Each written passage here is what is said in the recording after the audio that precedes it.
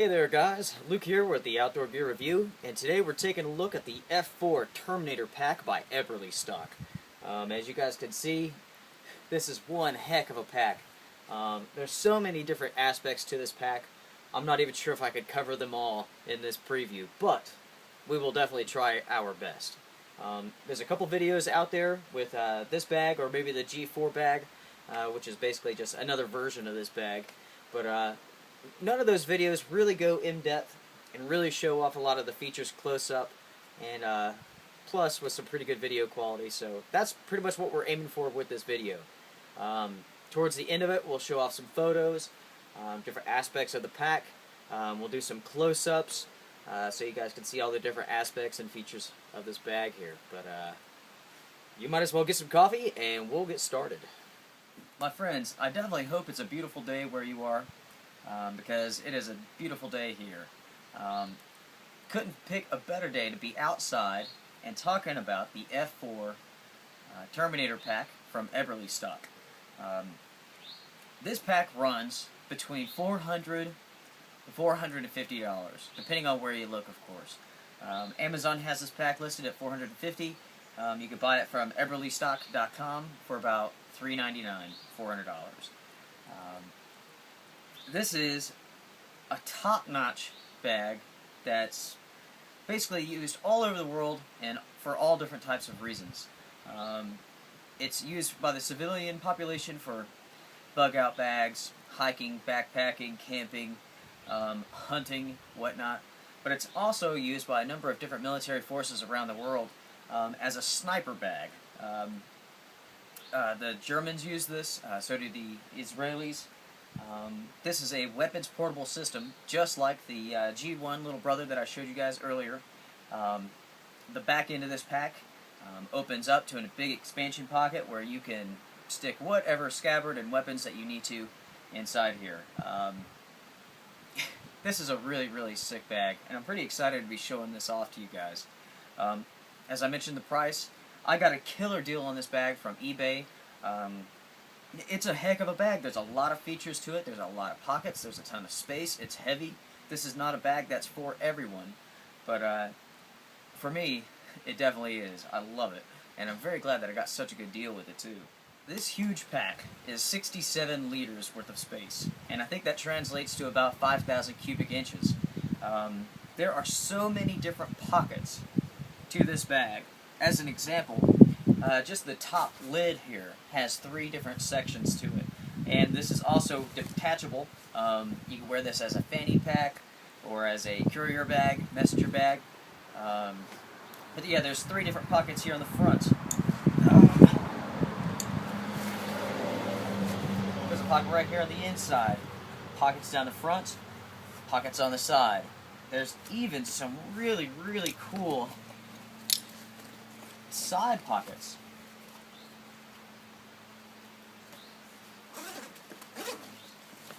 That go all the way down the side, tubular pockets basically, that go down the side of each pack, each side of the pack here, that provide a massive amount of space. They could be used to put pouches. You could connect them to the PALS webbing, the molle webbing on the side here. You could stick your tripod in there. You could stick hydration bladders. Really whatever you want to. Just a ton of space. So with a bag like this, it may not be for you.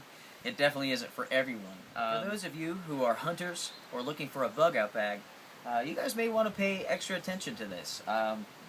Naturally, there's tons of space. It's incredible build quality. It can hold a lot of weight. But with the ability to carry a firearm, a rifle in this, makes this especially interesting. This bag is especially heavy. It comes in about 9 pounds, 10 ounces, so it's definitely not lightweight in the least. But it's the build quality and the materials that are used here that really makes up for that. This is bomb-proof. It is made by Eberlestock, of course, so the quality is top-notch. And if you know anything about Eberlestock, they do stand by their gear, so if there's any sort of malfunction, breakage, under normal conditions, they're going to fix it for you. And that means a lot. It really does. Alright, I'm going to bring the camera in, and I'm going to start showing off different features of this pack for you guys in some close-up detail. There's definitely a lot to cover, so let's do it. Okay, so starting with the top of the bag, you have PALS webbing. You have different methods of being able to attach other bags, maybe even some sleeping systems if you wanted to. Let's see here. Just to show off some of these compartments here. Big top pocket. Right here I just got some body wipes, stuff like that. Ziploc bag. Let's see. Here it is. You can see how it's connected to the top of the lid here. And it's an amazing system, really. And under here, you can detach it from the lid itself, use it as a fanny pack, or as a carrier bag. There's a Velcro compartment where you have the actual the waistband straps or the shoulder straps for the bag itself.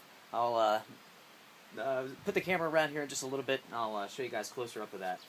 But very, very nice. Before we go to the inside of this, you do have a gigantic zipper here that basically opens the pack up so you can get to where the basically the weapons carrier portion of this bag. You can stick the scabbard down through this section here, undo the zipper down here at the bottom of the bag, and you have it sticking all the way through.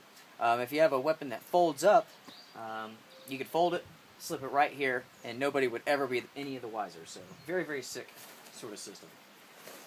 So going to the inside of this pack here, you have the gigantic main pocket, and there is a ton of space here, and it also is divided down here towards about the basically the section of this pocket right here.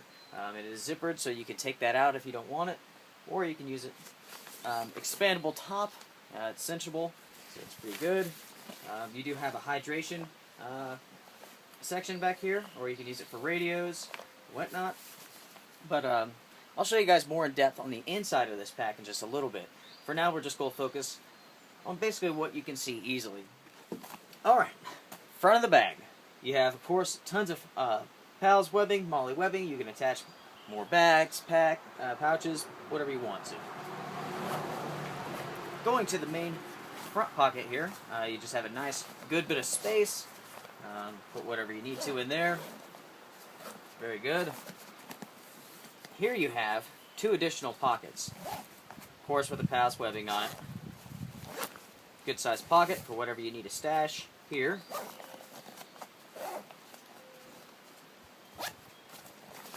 And over here, you have access to the bottom of the pack. You can see, hopefully, somewhat, the zipper divider here. You have tuck pockets on each side of this bag, just like the G1 little brother. The exact same sort of layout down here at the bottom. You have PALS webbing on the back of the lid here, so you can attach other pouches, whatever. Down here on the bottom, you do have another zippered compartment, and basically that's just for the rain fly. On the bottom of the bag, you do have more PALS webbing. Now we're taking a look at the side of the bag, and each side is essentially the same. You do have a tubular pocket that goes full length all the way down the side of the bag here, straight into basically what would be like a bottle holder, something like that. You do have compression straps, lots of compression straps. There's many ways of cinching this pack down. Very, very handy. Really do like that. On each side of this bag, inside of these tubular pockets, you do have clips that can support hydration bladders on each side. Nice and nice. If you don't want to use the compression straps that are on the side, you can tuck these behind this pocket. Very, very cool. Alright. Now we're going to be taking another look at this pocket here. That's essentially on each side of this bag. It's just a gigantic pocket. You can attach whatever you want to the PALS webbing here, all the way down. Very, very cool. I haven't seen that feature in any other bag. That's really, really neat. I could definitely see stashing maybe a tripod or something on this side, maybe a thermos on the other side, hydration bladder, maybe a hydration bladder on both sides. Whatever you want to do. Plenty of options with this bag. And also, on each one of these cord pulls, which I'll show you close up here in just a minute, is a little plastic hook. And at the top here is a little bit of cordage where you can attach those to, so your zipper won't be sliding down on you while you're running and gunning. Very, very well thought out. Very, very cool. We'll go ahead and flip around the pack here so you guys can get a good idea of what this baby looks like. You have a very, very sturdy handle, which I really, really like. Of course, you have all the different abilities to adjust this pack to fit your body. Plenty of very comfortable padding all the way up and down. Very, very nice. Very, very well thought out. I've put about 25 pounds worth of gear in this bag and kind of ran around with it, I don't know, maybe 5 minutes. But very comfortable, no real issues, nothing that was immediately noticeable, which is good. We will be getting this pack out in the next couple of weeks. We're going to be doing some camping, and this is going to be our bag of choice, so that's pretty exciting. Plenty of different options.